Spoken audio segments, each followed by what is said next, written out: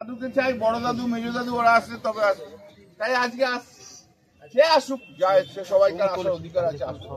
বড্ড লেট হয়ে গেল না, মোদি বলে গেল, অমিত শাহ বলে গেল, ওই সময় ব্যস্ত এত, তাই জন্য অমিত শাহ এত কিছু বলে গেলেন যে এখানে অনুপ্রবেশ নিয়ে, এখানে সমস্ত কিছু বলে গেলেন।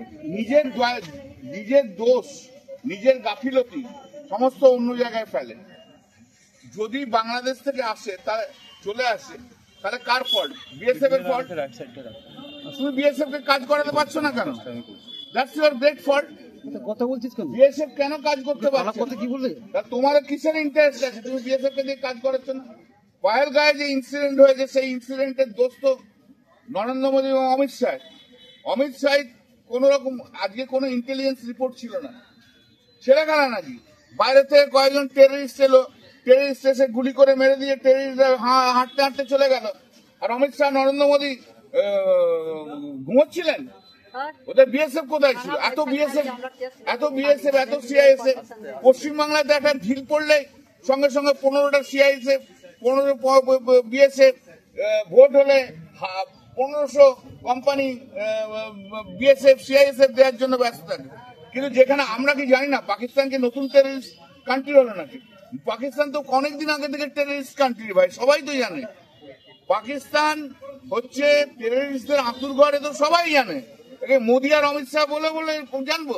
অপদার্থ দুটো লোক এসছে, নরেন্দ্র মোদী আর অমিত শাহ। সবচেয়ে বড় অপদার্থ হচ্ছে অমিত শাহ, গোপাল ঠাকুর একদম। হ্যাঁ, গোপাল ঠাকুর সেই আসছে। এই আওয়াজ তো 2021-এও বলেছিল, এই আওয়াজ তো 2024-এ বলেছিল, সারা ভারতবর্ষব্যাপী বলেছিল না, ইসকা বাদ 400 বার বলেছিল 240।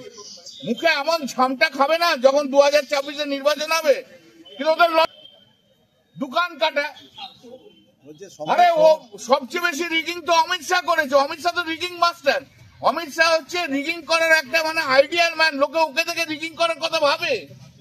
গুজরাটে কম রিগিং করেছে, ও তো রিগিং মাস্টার জেনারেল। ও এখন আবার সততার কথা বলছে।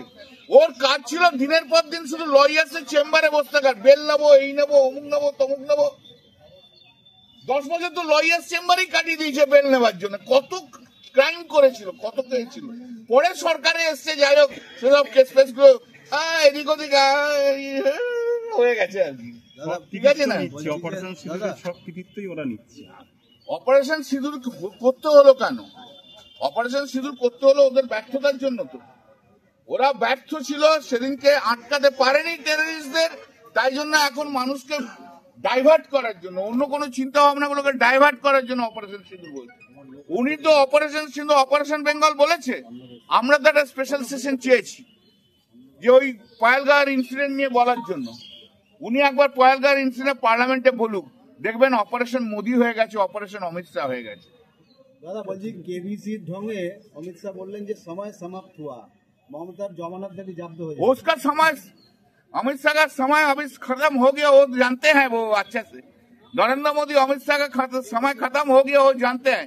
শুনুন, যে অমিত শাহ নরেন্দ্র মোদী সরকার দুটো স্ক্র্যাচের ওপরে চলে না, দুটো স্ক্র্যাচ নিয়ে চলে, নিজের পায়ে দাঁড়াতে পারে না, তাদেরকে এসব কথা বলা মানায় না। চোরের মায়ের বড় গালা। বড্ড সবচেয়ে বেশি রিগিং করেছে। ত্রিপুরাতে তো রিগ করে 90%, 5% পঞ্চায়েত নিয়েছো। আসামে 80%, 5% পঞ্চায়েত করে নিয়েছো রিগিং করে। আরে রিগিং করবো কি? চিফ ইলেকশন কমিশনার তো তোমার হাতে অ্যাপয়েন্টমেন্ট, তোমার নিজের লোক। আরে তোমার ডিপার্টমেন্টের লোক অমিত শাহ। আমি আর অন্য ওয়ার্ড ইউজ করছি না, তাহলে আরো মুশকিল হয়ে যাবে। কনস্টিটিউশনাল পোস্ট হোল্ড করে একটু সম্মান দিয়ে বলছি, ও তো নিজের লোক। চিফ ইলেকশন কমিশনার তোমার লোক, ইলেকশন সব লোক তোমার লোক। তুমি তো বলেছিলে তখনকার সব সরকারি কর্মচারীরা আমাদের সঙ্গে আছে, 2024-এ বলেছিল না? সবাই তোমার লোক, বিএসএফ সিএসএফ তোমার লোক। শুধু একটা জিনিস তোমার নেই, যে বাংলার জনগণ তোমার সঙ্গে নেই, আর সব তোমার সঙ্গে আছে। গুন্ডা থেকে আরম্ভ করে, লুটেরা থেকে আরম্ভ করে, ধাপ্পাবাজ, খুনি, সব তোমার সঙ্গে আছে। ইলেকশন কমিশন তোমার সঙ্গে আছে, সিআইএসএফ, বিএসএফ সব তোমার সঙ্গে নেই আছে। নেই শুধু কি, বাংলার জনগণ তোমার সঙ্গে নেই। কাঁচকলা করে দেখিয়ে দেবে। অপারেশন পশ্চিমবঙ্গ হবে বলছি। ওই তো বলে দিলাম, হিম্মত থেকে করুক না, হিম্মত থেকে কালকে ইলেকশন করুক না।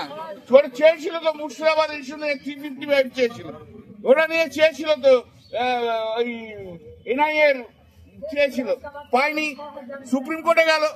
সুপ্রিম কোর্টে যেও চেয়েছিল এই নামে ও নামে সে নামে বেনামে দেনামে, হ্যাঁ ওই একটাও তো কিছু পায়নি। হবে না। না, অপারেশন পশ্চিমবাংলা কি করতে চাইছে?